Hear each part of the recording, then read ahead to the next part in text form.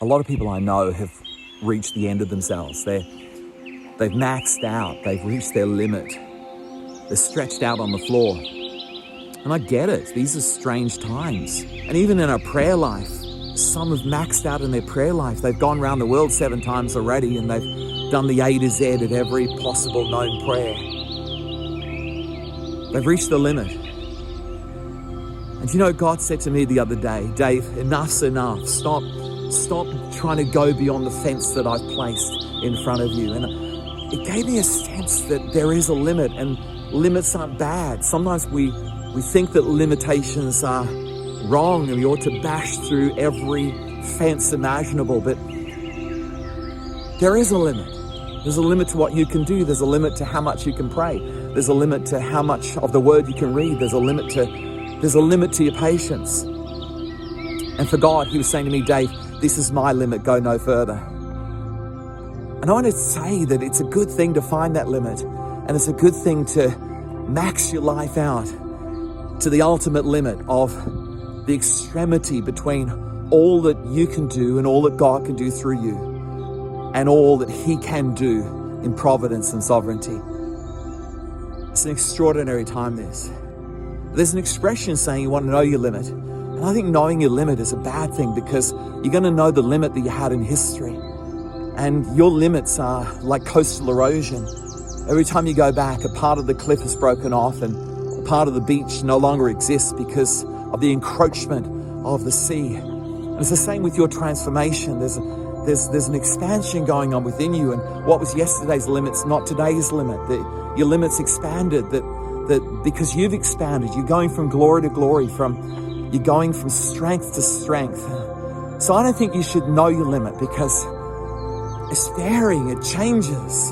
But I think you should reach your limit, because it shows that you've given all that you can give to the incredible cause for which you're living. It says about Jesus that zeal for his house consumed him. And I think zeal is something that is congratulated by God, and it takes you to the extremities. And if you know anything about God, he loves extremities, because that's where the divine exchange happens. That's when God exchanges human effort for divine effort. And even he moves from Christ in you to Christ above you. And so I think that, when you reach the end, I don't think you should panic too much. I don't think you should despair too much, because we understand that it was God's will we came to the end. It was God's will that we blew the balloon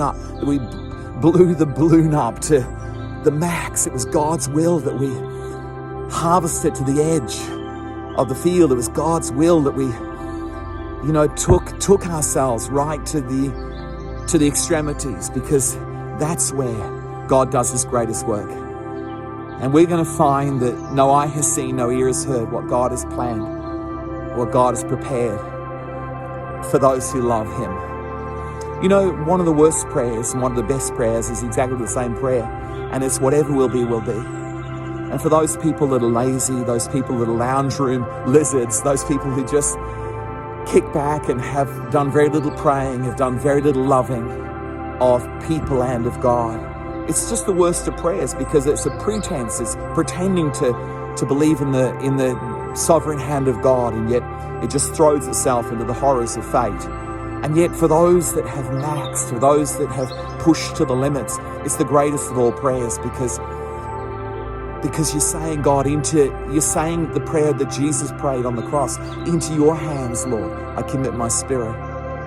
You're saying, God, I've come to the end, but now I'm going to transfer from destiny to sovereignty. And I'm going to transfer a trust in what I can do and what Christ can do through me, to trust in what God can do, open-handed, what God can do through his strength and through his majesty. I think we're in for some incredible times, and I think you're in for some incredible times. So don't panic. Don't think, oh no, my life's collapsing. Just realize you've reached the extremities, and that's where miracles, signs, and wonders happen. So expect great things from God, and you'll see great things from God.